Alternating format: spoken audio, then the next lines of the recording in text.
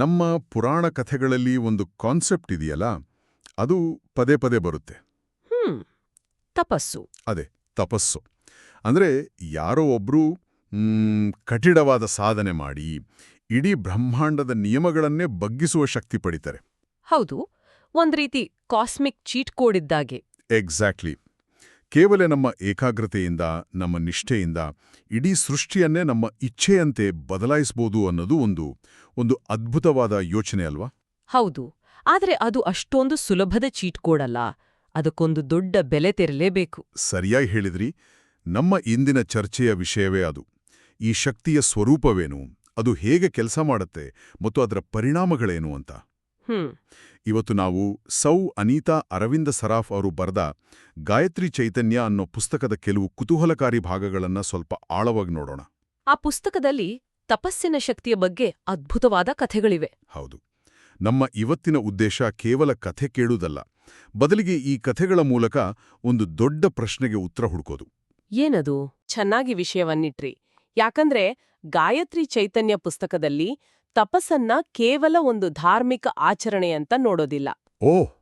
ಅದೊಂದು ಮೂಲಭೂತ ಶಕ್ತಿ, ಒಂದು ಕಾಸ್ಮಿಕ್ ಎನರ್ಜಿ. ಈ ಶಕ್ತಿಯನ್ನ ಯಾರ್ ಬೇಕಾದ್ರೂ ಯಾವ ಉದ್ದೇಶಕ್ಕೆ ಬೇಕಾದ್ರೂ ಬಳಸಬಹುದು ಅನ್ನೋದೇ ಈ ಕಥೆಗಳ ಹಿಂದಿಲೋ ಸಂದೇಶ. ಸರಿ, ಹಾಗಾದ್ರೆ ಮೊದಲು ಈ ಶಕ್ತಿಯ ಬೇಸಿಕ್ಸ್ ಬಗ್ಗೆ ಮಾತಾಡೋಣ. ಈ ಪುಸ್ತಕದಲ್ಲಿ ಸಿದ್ಧಾವಸ್ಥೆ ಅನ್ನೋ ಒಂದು ಸ್ಥಿತಿ ಬಗ್ಗೆ ಹೇಳಿದ್ದಾರೆ. ಸಿದ್ಧಾವಸ್ಥೆ. ಗಾಯತ್ರಿ ಮಂತ್ರ ಸಾಧನೆ ಮಾಡೋರಿಗೆ ಈ ಸಿದ್ಧಾವಸ್ಥೆ ಸಿಕ್ಕಾಗ ಏನಾಗತ್ತೆ? ಇದೇನಾದ್ರೂ ಸೂಪರ್ ಪವರ್ ಅನ್ಲಾಕ್ ಆದಾಗ? ಸೂಪರ್ ಪವರ್ ಅನ್ನೋದಕ್ಕಿಂತ ಅದೊಂದು ಸಂಪೂರ್ಣ ಆಂತರಿಕ ಬದಲಾವಣೆ. ಪುಸ್ತಕದ ಪ್ರಕಾರ ಆ ಸ್ಥಿತಿಯಲ್ಲಿ ಗಾಯತ್ರಿ ತೇಜಸ್ಸು ಸಾಧಕನ ತಲೆಯ ಮಧ್ಯಭಾಗದಲ್ಲಿ ಅಥವಾ ಹೃದಯದಲ್ಲಿ ಸ್ಥಿರವಾಗಿ ನೆಲೆಸುತ್ತೆ. ಓಕೆ. ಇದನ್ನರ್ಥ ಮಾಡ್ಕೊಳ್ಳೋಕೆ ಒಂದು ಅನಾಲಜಿ ಬಳಸಬಹುದು. ಇದು ನಮ್ಮ ಫೋನ್ಗೆ ಒಂದು ಹೊಸ ಆಪ್ ಇನ್ಸ್ಟಾಲ್ ಮಾಡದ ಹಾಗಲ್ಲ. ಹಾಗಾದ್ರೆ ಬದಲಿಗೆ ನಮ್ಮ ಫೋನಿನ ಆಪರೇಟಿಂಗ್ ಸಿಸ್ಟಮ್ ಅನ್ನೇ ಅಪ್ಗ್ರೇಡ್ ಮಾಡಿದ ಹಾಗೆ. ಅದು ಇಂಟ್ರೆಸ್ಟಿಂಗ್ ಆಗಿದೆ. ಅಂದ್ರೆ ನಮ್ಮ ಮೂಲಭೂತ ಕಾರ್ಯವೈಖರಿಯೇ ಬದಲಾಗುತ್ತೆ ಅಂತ. ನಿಖರವಾಗಿ. ಆದ್ರೆ ಒಂದು OS ಅಪ್ಗ್ರೇಡ್ ಎಲ್ಲರಿಗೂ ಒಂದೇ ರೀತಿ ಇರುತ್ತೆ. ಈ ಸಿದ್ಧಾವಸ್ಥೆ ಕೂಡ ಎಲ್ಲರಿಗೂ ಒಂದೇ ತರ ಇರುತ್ತಾ? ಇಲ್ಲ, ಅಲ್ಲೇ ಇರೋದು ಸ್ವಾರಸ್ಯ. ಯಾಕಂದ್ರೆ ಈ ಸ್ಥಿತಿಯಲ್ಲಿ ಸಾಧಕನ ವೈಯಕ್ತಿಕ ಇಚ್ಛೆ ಮತ್ತು ಬ್ರಹ್ಮಾಂಡದ ಇಚ್ಛೆ ಒಂದಾಗುತ್ತೆ. ಹೌದು, ಅವರ ಆಲೋಚನೆಗಳೇ ಕಾರ್ಯರೂಪಕ್ಕೆ ಬರೋ ಶಕ್ತಿ ಪಡೆಯುತ್ತೆ. ಯಾಕಂದ್ರೆ ಅವರ ಆಲೋಚನೆ ಮತ್ತು ಸೃಷ್ಟಿಯ ಸಂಕಲ್ಪದ ನಡುವೆ ಸಂಘರ್ಷವೇ ಇರೋದಿಲ್ಲ. ಓಕೆ. ಈ ಪರಿಕಲ್ಪನೆಯ ಆಳ ಅರ್ಥವಾಗ್ಬೇಕಂದ್ರೆ ಶ್ರೀಮದ್ ಭಾಗವತದ ಒಂದು ಉಲ್ಲೇಖ ನೋಡ್ಬೇಕು. ಸ್ವತಃ ಬ್ರಹ್ಮದೇವನೇ ಹೇಳೋ ಮಾತಿದು. ಹೌದಾ? ಏನದು? ಬ್ರಹ್ಮನೇ ತಪಸ್ಸಿನ ಬಗ್ಗೆ ಮಾತಾಡಿದ್ದು ಕೇಳೋಕೆ ಕುತೂಹಲ ಆಗ್ತಿದೆ. ಬ್ರಹ್ಮ ನಾರದನಿಗೆ ಹೇಳ್ತಾನೆ, ನಾನು ಈ ಪ್ರಪಂಚವನ್ನು ತಪಸ್ಸಿನಿಂದಲೇ ಸೃಷ್ಟಿಸಿದ್ದೇನೆ, ತಪಸ್ಸಿನಿಂದಲೇ ಪಾಲಿಸುತ್ತೇನೆ ಮತ್ತು ತಪಸ್ಸಿನಿಂದಲೇ ಲಯಗೊಳಿಸುತ್ತೇನೆ ಅಂತ. ಆಮೇಲೆ ಹೇಳೋ ಮಾತು ಬಹಳ ಮುಖ್ಯ. ತಪಸ್ಸೇ ನನ್ನ ಸ್ವರೂಪ. ಇಲ್ಲಿ ಗಮನಿಸಿ, ತಪಸ್ಸು ನನ್ನ ಶಕ್ತಿ ಅಂತ ಹೇಳ್ತಿಲ್ಲ, ತಪಸ್ಸೇ ನನ್ನ ಸ್ವರೂಪ ಅಂತ ಹೇಳ್ತಿದ್ದಾನೆ.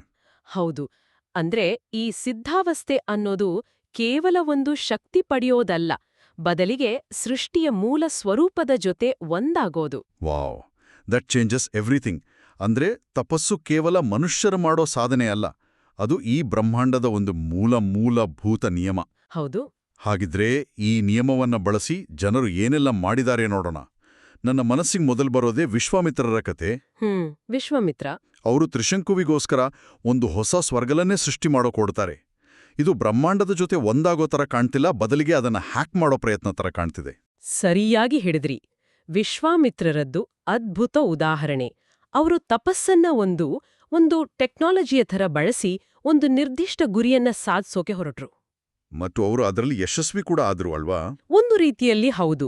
ಅವರು ಒಂದು ಪ್ರತಿ ಸ್ವರ್ಗವನ್ನ ಸೃಷ್ಟಿ ಮಾಡಿದ್ರು, ಆದ್ರೆ ಅದು ಮೂಲ ಸ್ವರ್ಗದ ಹಾಗೆ ಇರಿಯಿಲ್ಲ. ಅದು ಒಂದು ರೀತಿ ತೇಪೆ ಹಚ್ಚಿದ ಹಾಗಾಯಿತು. ಹೌದು. ಗಾಯತ್ರಿ ಚೈತನ್ಯ ಪುಸ್ತಕದ ಪ್ರಕಾರ ಇಲ್ಲಿ ನಿಜವಾದ ಪರಿವರ್ತನೆ ಆಗಿದ್ದು ಆಕಾಶದಲ್ಲಲ್ಲ, ವಿಶ್ವಾಮಿತ್ರರ ಒಳಗೆ. ಹೇಗೆ? ಅವರು ಹುಟ್ಟಿನಿಂದ ಒಬ್ಬ ಕ್ಷತ್ರಿಯ ರಾಜ. ಅವರ ಅಹಂಕಾರ, ಅವರ ಹಠ ಎಲ್ಲವೂ ಇತ್ತು. ಆದರೆ ಆ ಸುದೀರ್ಘ ಕಠೋರವಾದ ತಪಸ್ಸಿನ ಪ್ರಕ್ರಿಯೆಯಲ್ಲಿ ಅವರು ಕ್ಷತ್ರಿಯನಿಂದ ಬ್ರಹ್ಮರ್ಷಿಯಾಗಿ ಬದಲಾದರು. ಅಂದರೆ ಅವರು ಹೊರಗೆ ಒಂದು ಸ್ವರ್ಗ ಕಟ್ಟೋಕ್ ಹೋಗಿ ತಮ್ಮ ಒಳಗೆ ಒಂದು ಹೊಸ ವ್ಯಕ್ತಿತ್ವವನ್ನ ಕಟ್ಕೊಂಡ್ರು. ಹಾಗಾಗಿ ತಪಸ್ಸಿನ ಬಾಹ್ಯ ಗುರಿ ಕೆಲವೊಮ್ಮೆ ಆಂತರಿಕ ಬದಲಾವಣೆಗೆ ಒಂದು ನೆಪ ಅಷ್ಟೇ ಆಗಿರುತ್ತೆ. ನಿಖರವಾಗಿ. ಓಕೆ, ಹಾಗಾದ್ರೆ ತಪಸ್ಸಿನ ಉದ್ದೇಶ ಕೂಡ ಮುಖ್ಯವಾಗುತ್ತೆ. ವಿಶ್ವಾಮಿತ್ರದ್ದು ಒಂದು ರೀತಿಯ ಹಠ, ಆದ್ರೆ ಪಾರ್ವತೀದೇವಿ ಶಿವನನ್ನ ಪಡೆಯೋಕೆ ಮಾಡಿದ ತಪಸ್ಸು, ಹ್ಮ್ ಅಥವಾ ಭಗೀರಥ ಗಂಗೆಯನ್ನ ಭೂಮಿಗೆ ತರೋಕೆ ಮಾಡಿದ ತಪಸ್ಸು, ಅದರ ಸ್ವರೂಪವೇ ಬೇರೆ ಅಲ್ವಾ? ಖಂಡಿತ. ಅಲ್ಲೇ ನಮ್ಗೊಂದು ಪ್ಯಾಟರ್ನ್ ಕಾಣಿಸ್ತೆ. ಪಾರ್ವತಿಯ ತಪಸ್ಸು ಸಮರ್ಪಣೆಯದ್ದು. ಶಿವನ ಜೊತೆ ಒನ್ನಾಗುವ ಬಯಕೆಯದ್ದು. ಹೌದು. ಭಗೀರಥನ ತಪಸ್ಸು ತನ್ನ ಪೂರ್ವಜರ ಮುಕ್ತಿಗಾಗಿ. ಅಂದ್ರೆ ಅದೊಂದು ನಿಸ್ವಾರ್ಥ ಸೇವೆ. ಬಾಲಕ ಧ್ರುವನ ಕಥೆ ಕೂಡ ಇದೇ ರೀತಿ. ಅವನ ತಪಸ್ಸಿನಲ್ಲಿರುವುದು ಮುಗ್ಧ ಭಕ್ತಿ. ನಿಜ. ಈ ಎಲ್ಲ ಪ್ರಕರಣಗಳಲ್ಲಿ ತಪಸ್ಸಿನ ಹಿಂದಿನ ಭಾವನೆ ಟ್ರಾನ್ಸಾಕ್ಷನಲ್ ಆಗಿರ್ಲಿಲ್ಲ. ಬದಲಿಗೆ ಟ್ರಾನ್ಸ್ಫಾರ್ಮೇಷನಲ್ ಅಥವಾ ಡಿವೋಷನಲ್ ಆಗಿತ್ತು. ಸರಿಯಾಗಿ ಹೇಳಿದ್ರಿ. ಅವರ ಉದ್ದೇಶವೇ ಅವರ ತಪಸ್ಸಿನ ಫಲಿತಾಂಶವನ್ನ ನಿರ್ಧರಿಸಿತು. ಹಾಗೆ ಭಕ್ತಿಯ ಬಗ್ಗೆ ಮಾತಾಡ್ತಾ ಇದ್ರೆ, ಗಾಯತ್ರಿ ಚೈತನ್ಯ ಪುಸ್ತಕದಲ್ಲಿ ಸ್ತ್ರೀಯರ ತಪೋಬಲದ ಬಗ್ಗೆ, ವಿಶೇಷವಾಗಿ ಅವರ ಪಾತಿವ್ರತ್ಯ ಶಕ್ತಿಯ ಬಗ್ಗೆ ಸಾಕಷ್ಟು ಉದಾಹರಣೆಗಳಿವೆ. ಹೌದು. ಸತಿ ಅರುಂಧತಿಯ ಕಥೆ ಬಹಳ ವಿಶಿಷ್ಟವಾಗಿದೆ. ಹೌದು. ಅರುಂಧತಿಯದು ಕೇವಲ ತಪೋಬಲ ಅಲ್ಲ, ಅದೊಂದು ರೀತಿ ಆಧ್ಯಾತ್ಮಿಕ ಶಕ್ತಿಯನ್ನ ವರ್ಗಾವಣೆ ಮಾಡುವ ಸಾಮರ್ಥ್ಯ. ವರ್ಗಾವಣೆ. ಹೌದು. ಕಥೆಯ ಪ್ರಕಾರ ವಸಿಷ್ಠರು ಗಾಯತ್ರಿ ಯಜ್ಞ ಮಾಡುವಾಗ ಅಂಜನಾ ಅನ್ನೋ ಅಪ್ಸರೆ ಅಡ್ಡಿ ಮಾಡ್ತಾಳೆ. ಆಗ ಅರುಂಧತಿ ಅವಳಿಗೆ ಶಾಪ ಕೊಡ್ತಾಳೆ. ಆದ್ರೆ ನಂತರ ಅದೇ ಅಂಜನೆಯ ಮಗನಾಗಿ ಹುಟ್ಟಿದ ಆಂಜನೇಯನಿಗೆ ತನ್ನ ಗಾಯತ್ರಿ ಶಕ್ತಿಯನ್ನ ಧಾರೆ ಎರೆಯುತ್ತಾಳೆ. ಒಂದು ನಿಮಿಷ, ಅಂದ್ರೆ ಅವರು ತಮ್ಮ ಶಕ್ತಿಯನ್ನ ಬೇರೆಯವರಿಗೆ ಟ್ರಾನ್ಸ್ಫರ್ ಮಾಡಬಹುದಾ? ಇದು ಯಾರಿಗಾದ್ರೂ ಕೊಡಬಹುದಾದ ಬ್ಯಾಟರಿ ಪ್ಯಾಕ್ ತರನಾ? ತುಂಬಾ ಒಳ್ಳೆ ಪ್ರಶ್ನೆ. ಗಾಯತ್ರಿ ಚೈತನ್ಯ ಪುಸ್ತಕದ ಪ್ರಕಾರ ಇದು ಅತ್ಯಂತ ಅಪರೂಪದ ಘಟನೆ. ಇದನ್ನ ಕೇವಲ ಒಂದು ಉಡುಗೊರೆ ಅಂತ ನೋಡೋಕಾಗಲ್ಲ. ಹಾಗಾದ್ರೆ ಇದೊಂದು ದೈವೀ ಹೂಡಿಕೆ ಇದ್ದ ಹಾಗೆ. ಅರುಂಧತಿ ತನ್ನ ಶಕ್ತಿಯನ್ನ ಸುಮ್ಮನೆ ಯಾರಿಗೂ ಕೊಡ್ಲಿಲ್ಲ. ಅದನ್ನ ಪಡೆಯೋಕೆ ಆಂಜನೇಯ ಯೋಗ್ಯನಾಗಿದ್ದ. ಮತ್ತು ಅವನ ಮುಂದೆ ಒಂದು ದೊಡ್ಡ ದೈವಿ ಕಾರ್ಯವಿತ್ತು. ಹೌದು. ಹಾಗಾಗಿ ಅರುಂಧತಿ ತನ್ನ ಶಕ್ತಿಯನ್ನ ಆ ದೈವಿ ಕಾರ್ಯಕ್ಕಾಗಿ ಹೂಡಿಕೆ ಮಾಡ್ಲು. ಹಾಗಾಗಿ ಆ ಶಕ್ತಿಯಿಂದ ಆಂಜನೇಯನ ದೇಹ ವಜ್ರಕಾಯವಾಯಿತು, ಅಂದ್ರೆ ವಜ್ರದಂತಹ ದೇಹ. ಲಂಕಾದಹನದ ಸಮಯದಲ್ಲಿ ಅವನ ಬಾಲಕ್ಕೆ ಬೆಂಕಿ ಹಚ್ಚಿದ್ರೂ ಅವನ ಶರೀರ ಸುಡಿದಿರೋಕೆ ಇದೇ ಗಾಯತ್ರಿ ಶಕ್ತಿಯ ರಕ್ಷಣೆ ಕಾರಣ ಅಂತ ಪುಸ್ತಕದಲ್ಲಿ ಹೇಳಲಾಗಿದೆ. ಹೌದು. ಇದೇ ರೀತಿ ಸಾವಿತ್ರಿಯ ಕಥೆಯನ್ನ ನೋಡಿ. ಅವಳು ಯಮನ ಜೊತೆ ಯುದ್ಧ ಮಾಡಲ್ಲ. ಅವರು ವಾದ ಮಾಡ್ತಾರೆ. ಹೌದು. ತನ್ನ ಜ್ಞಾನ, ತರ್ಕ ಮತ್ತು ದೃಢನಿಷ್ಠೆಯಿಂದ ಅವನ ಜೊತೆ ವಾದ ಮಾಡಿ ತನ್ನ ಪತಿಯ ಪ್ರಾಣವನ್ನ ವಾಪಸ್ ಪಡಿತಾರೆ. ಇದು ಒಂದ್ ರೀತಿ ಕಾಸ್ಮಿಕ್ ಕೋರ್ಟ್ ರೂಮ್ ಡ್ರಾಮಾ ಇದ್ದ ಹಾಗೆ. ಸತಿ ಶಾಂಬಲಿಯ ಕಥೆ ಇನ್ನೂ ಒಂದ್ ಹೆಜ್ಜೆ ಮುಂದೆ ಹೋಗುತ್ತಲ್ವಾ? ತನ್ನ ಪತಿ ಸೂರ್ಯೋದಯದೊಳಗೆ ಸಾಯ್ತಾನೆ ಅನ್ನೋ ಶಾಪ ಇದ್ದಾಗ ಆಕೆ ತನ್ನ ತಪೋಬಲದಿಂದ ಸೂರ್ಯೋದಯವನ್ನೇ ತಡೆದು ನಿಲ್ಲಿಸ್ತಾಳೆ. ಇದು ನಂಬೋಕೆ ಕಷ್ಟ ಆದ್ರೂ ಇದರ ಹಿಂದಿನ ಸಂದೇಶ ಸ್ಪಷ್ಟವಾಗಿದೆ. ಹೌದು. ಈ ಎಲ್ಲಾ ಕಥೆಗಳಲ್ಲಿ ಪಾತಿವೃತ್ಯವನ್ನ ಕೇವಲ ಒಂದು ಸಾಮಾಜಿಕ ನಿಷ್ಠೆಯಾಗಿ ನೋಡ್ತಿಲ್ಲ. ಅದನ್ನ ತೀವ್ರವಾದ, ಏಕಾಗ್ರತೆಯುಳ್ಳ ತಪಸ್ಸಿನ ಒಂದು ರೂಪವಾಗಿ ಚಿತ್ರಿಸಲಾಗಿದೆ. ಒಬ್ಬ ವ್ಯಕ್ತಿಯ ಮೇಲೆ ಇಡುವ ಸಂಪೂರ್ಣವಾದ, ಪ್ರಶ್ನಾತೀತವಾದ ಸಮರ್ಪಣಾ ಭಾವ. ಅದು ಅಗಾಧವಾದ ಆಧ್ಯಾತ್ಮಿಕ ಶಕ್ತಿಯನ್ನು ಉತ್ಪಾದಿಸುತ್ತೆ. ಅದೇ ಈ ಕಥೆಗಳ ಸಾಂಕೇತಿಕ ಅರ್ಥ. ಸರಿ, ಇದುವರೆಗೂ ನಾವು ಸೃಷ್ಟಿ, ಸಮರ್ಪಣೆ ಮತ್ತು ಭಕ್ತಿಗಾಗಿ ಬಳಸಿದ ಶಕ್ತಿಯ ಬಗ್ಗೆ ನೋಡಿದ್ವಿ. ಆದರೆ ನಾವು ಚರ್ಚೆ ಶುರು ಮಾಡಿದಾಗ ಅಂದ್ಕೊಂಡ ಹಾಗೆ ಇದೊಂದು ನ್ಯೂಟ್ರಲ್ ಟೆಕ್ನಾಲಜಿ ಆಗಿದ್ರೆ ಹೌದು, ಇದರ ಪರಿಣಾಮಗಳು ಭಯಾನಕವಾಗಿರೋ ಸಾಧ್ಯತೆ ಕೂಡ ಇದೆಯಲ್ವೇ? ಖಂಡಿತ. ರಾವಣನಂತಹ ವ್ಯಕ್ತಿಗಳ ಕೈಗೆ ಈ ಶಕ್ತಿ ಸಿಕ್ಕಾಗ ಏನಾಗುತ್ತೆ? ಅದೇ ನಮ್ಮ ಪುರಾಣಗಳ ಬಹುತೇಕ ಸಂಘರ್ಷಗಳ ಕೇಂದ್ರಬಿಂದು. ಗಾಯತ್ರಿ ಚೈತನ್ಯ ಪುಸ್ತಕದಲ್ಲಿ ರಾವಣ, ಹಿರಣ್ಯಕಶಿಪು, ಮಹಿಷಾಸುರರಂತಹ ಅನೇಕ ಅಸುರರ ಪಟ್ಟಿಯನ್ನೇ ಕೊಡಲಾಗಿದೆ. ಇವರೆಲ್ಲರೂ ಕಠೋರವಾದ ತಪಸ್ಸಿನಿಂದಲೇ ವರಗಳನ್ನ, ಅಗಾಧವಾದ ಶಕ್ತಿಯನ್ನ ಪಡೆದವರು. ಇಲ್ಲಿ ನಮಗೆ ಮತ್ತೊಂದು ಪ್ಯಾಟರ್ನ್ ಕಾಣಿಸ್ತೆ. ಏನದು? ಅಸುರರ ತಪಸ್ಸು ಬಹುತೇಕ ಯಾವಾಗ್ಲೂ ಟ್ರಾನ್ಸಾಕ್ಷನಲ್ ಆಗಿರುತ್ತೆ. ತೀವ್ರವಾದ ದೈಹಿಕ ಹಿಂಸೆ, ಆತ್ಮಯಾತನೆ ಇದೆಲ್ಲವನ್ನೂ ಒಂದು ನಿರ್ದಿಷ್ಟ ಸ್ವಾರ್ಥಿ ವರಕ್ಕಾಗಿ ಮಾಡ್ತಾರೆ. ಅವರಿಗೆ ಅಮರತ್ವ ಬೇಕು, ಅಜೇಯನಾಗ್ಬೇಕು, ಸರ್ವಶಕ್ತನಾಗ್ಬೇಕು. ಹೌದು. ಅವರು ಬ್ರಹ್ಮಾಂಡದ ಜೊತೆ ಒಂದಾಗೋಕೆ ಪ್ರಯತ್ನಿಸ್ತಿಲ್ಲ. ಬದಲಿಗೆ ಅದಕ್ಕೆ ಬ್ಲ್ಯಾಕ್ಮೇಲ್ ಮಾಡಿ ತಮಗೂ ಬೇಕಾದ್ದನ್ನು ಪಡಿಬೇಕು ಅಂತ ನೋಡ್ತಿದ್ದಾರೆ. ಹಾಗಾಗಿ ಅವರು ಪಡೆಯುವ ಶಕ್ತಿ ಅಗಾಧವಾಗಿದ್ರೂ ಅದು ಅಸ್ಥಿರವಾಗಿರುತ್ತೆ. ಯಾಕಂದ್ರೆ ಅದರ ಅಡಿಪಾಯವೇ ಅಹಂಕಾರ. ನಿಜ. ಅದಕ್ಕೆ ಇರಬೇಕು ರಾವಣನನ್ನ ಸೋಲಿಸೋದು ಅಷ್ಟು ಕಷ್ಟವಾಗಿದ್ದು. ರಾವಣ ಮಹಾನ್ ತಪಸ್ವಿ, ಶಿವನ ಪರಮಭಕ್ತ. ಅವನನ್ನ ಸಾಮಾನ್ಯ ಅಸ್ತ್ರಗಳಿಂದ ಸೋಲಿಸೋಕೆ ಸಾಧ್ಯವೇ ಇರಲಿಲ್ಲ. ಹೌದು. ಅವನನ್ನು ಸಂಹರಿಸಲು ಶ್ರೀರಾಮ ಕೂಡ ತನ್ನ ತಪೋಬಲದಿಂದ ಒಂದು ವಿಶೇಷ ಶಕ್ತಿಯನ್ನ ಜಾಗೃತಗೊಳಿಸಬೇಕಾಯ್ತು ಅಂತ ಗಾಯತ್ರಿ ಚೈತನ್ಯ ಹೇಳುತ್ತೆ. ಅದುವೇ ಸವಿತೃಶಕ್ತಿ.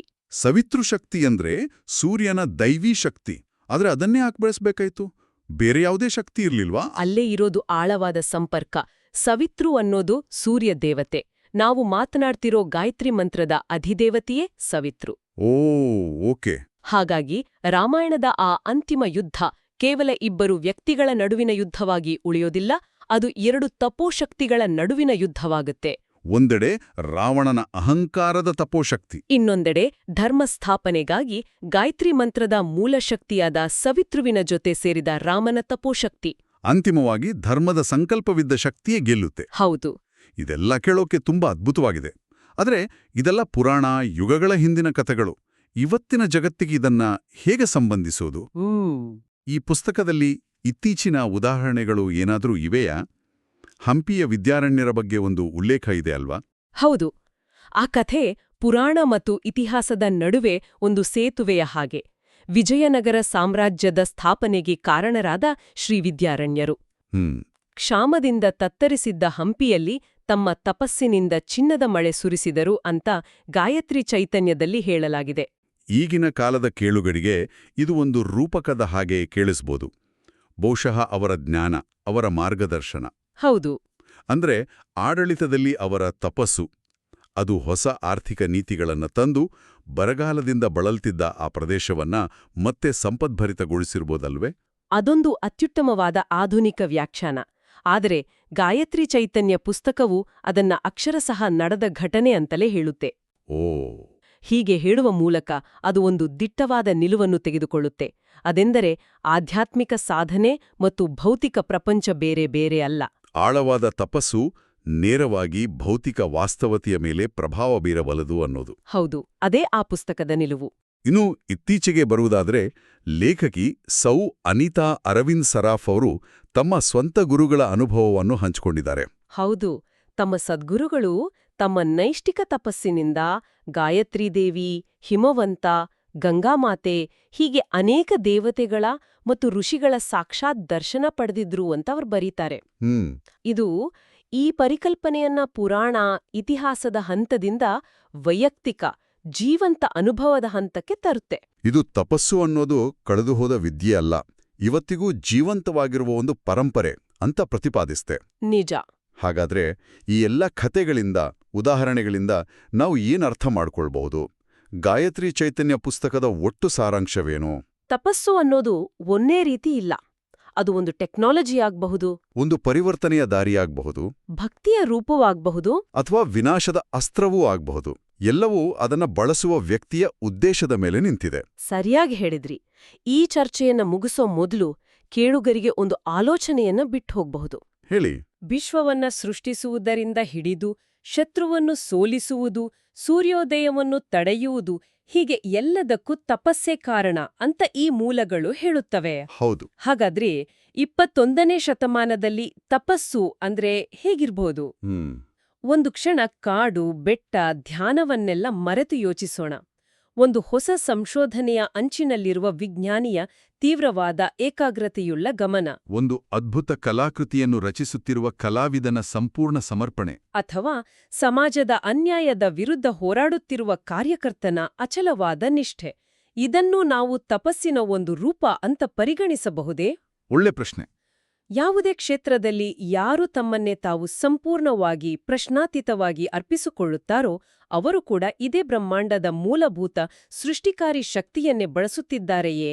ಇದೊಂದು ನಾವು ಆಳವಾಗಿ ಯೋಚಿಸಬೇಕಾದ ವಿಷಯ.